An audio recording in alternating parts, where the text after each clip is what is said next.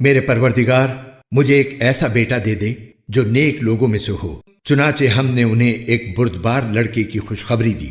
پھر جب وہ لڑکا ابراہیم کے ساتھ چلنے پھرنے کے قابل ہو گیا تو انہوں نے کہا، بیٹے میں خواب میں دیکھتا ہوں کہ تمہیں ذبح کر رہا ہوں، اب سوچ کر بتاؤ تمہاری کیا رائے ہے؟ بیٹے نے کہا، ابا جان آپ وہی کیجئے جس کا آپ کو حکم دیا جا رہا ہے، انشاءاللہ آپ مجھے صبر کرنے والوں میں سے پائیں گے۔